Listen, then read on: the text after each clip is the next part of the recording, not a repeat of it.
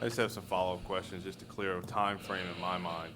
You said that you had met with Jimmy Harrell around 9:30 to 9:40 to sign off on some paperwork. Yeah. Did you see him after that?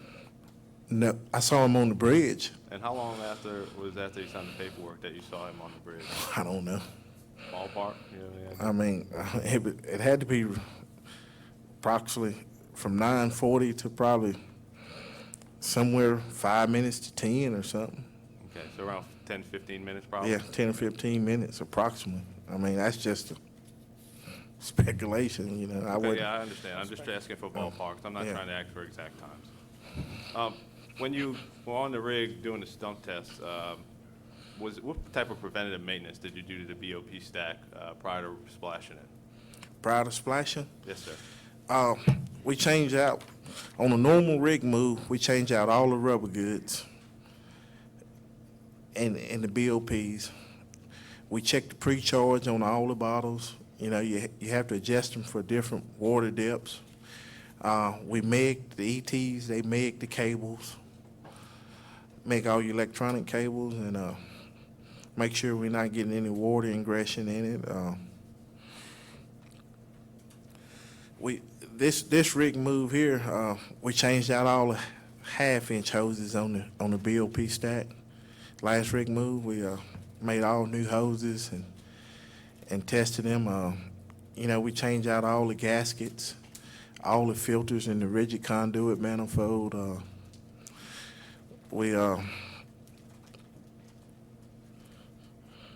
mean, you just want to know everything about it? Well, I understand That's what the you did. biggest part of it. Is there any type of documentation or a checklist that's done by you or anybody that you work with on that testing or whatever you repair, preventive maintenance? Yes. Okay. Are you familiar with the logic of the EDS system? The logic that I was referring to earlier, the electronic systems that once you hit certain buttons on your control panel, what happens? Yes. Is there any way to manipulate the logic on the emergency disconnect system to delay a disconnect in case you accidentally hit the disconnect? No. If you hit the button, that's what it does.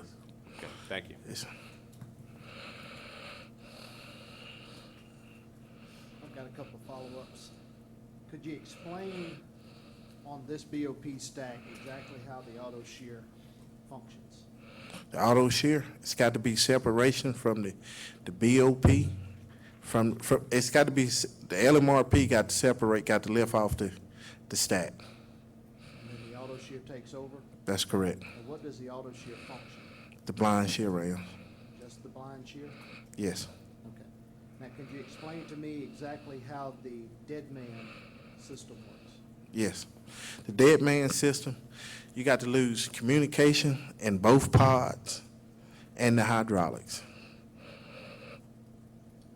Now, that's communication with the rig, or? No, that's communications with the pods. The pods got to lose communication. With the BOP stack? That's correct. With the controls. With the controls?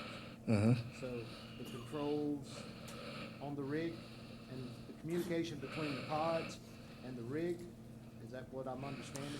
When you say rig, I mean, I don't understand. Where the rig floor is, the horizon, the vessel. I mean, the pods are located on the BOP stack, correct? That's correct. Okay, so I'm losing communication between the pod. And its controls. Say that again, I'm sorry. And the controls, yes. And the control. Yeah, And that's the control that you would have at your panels? that's correct. It's got to lose that power at the panels. In your CCU unit, do you have BOP function capability in the CCU unit? Yes.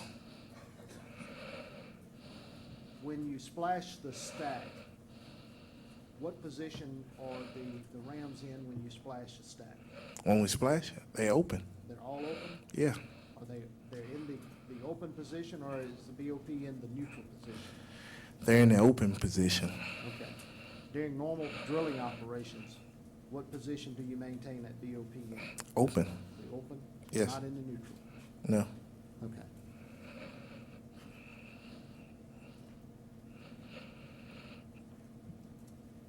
from your CCU unit, do you have the capability of putting the BOP into the neutral position? Yes, All right, when it's placed in the neutral position at that location, does it have any effect on the functionality of the control panel on the bridge and the control panel on the floor? neutral position. When you say neutral position, is that like putting a pod in vent? I don't know. I'm going by what Mr. Harrell told me yesterday, was that you have on your control panels, you have indicator lights that indicate that the BOP is in the open position, The closed position? the closed position, and then a neutral position. Well, the neutral position is called vent. Okay, it's called vent.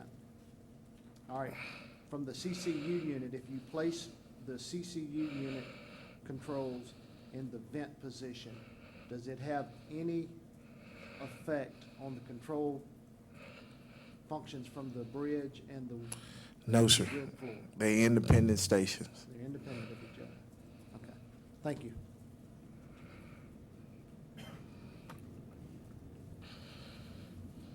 Follow-up, so if if you have the MUX line severed or disconnected, that would activate the dead man on the BOP stack? To activate the dead man, you got to lose the electronics and the hydraulics, Both. both. So if we had the MUX line and the hydraulic line severed, then it would activate the dead man? Yes, but it's got to lose communication in both pods. Communication back to the rig floor, I'm assuming. Well, communication back to that panel. Okay, so if I sever all surface activity down that riser, the MUX lines, the hydraulic lines, that BOP system should activate and close.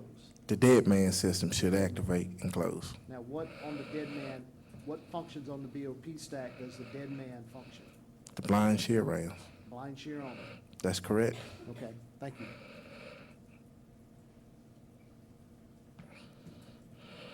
Mr. President, I have a couple of real quick clarification questions here. During previous testimony yesterday in talking with Chief Mate Young, I believe he indicated that sometime prior to the actual explosion that he and you had a discussion or conversation in and around the subsea office. Do you recall that? I don't recall it. And then let me go back here to the activation of the EDS system. When you went to the bridge, you indicated that you basically activated the EDS on your own. Is that correct? That's correct, because I am the authority. So is it your understanding you don't need to ask the permission of the captain to do that? It depends on what the situation is. You know, if it's just for a watch circle, we getting outside our watch circle, yes. Yes, you need permission. Or But, do you okay. no, go ahead. Was it your understanding, based upon what you knew about the incident that had happened, that you had direct authority to execute the EDS without asking anybody else? That's correct. Did you ask the OIM for permission, or did you discuss with him? No, I didn't.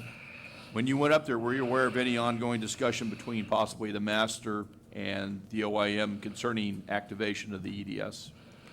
No, I wasn't aware of it. I mean, my mind was focused on getting off the well. Now, if I understood your previous testimony correctly, you indicated you hit the EDS panel and the lights that you expected to come on activated. Is that correct? That's correct.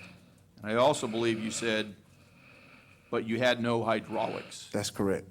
What did you mean by that? No flow. I had no pressure in the system that allowed those functions to work. So would it be fair to assume that basically when the lights came on, you had no verification that anything had actually happened? I had no verification that nothing happened because I had no flow, no hydraulic flow. Thank you. I have no further questions.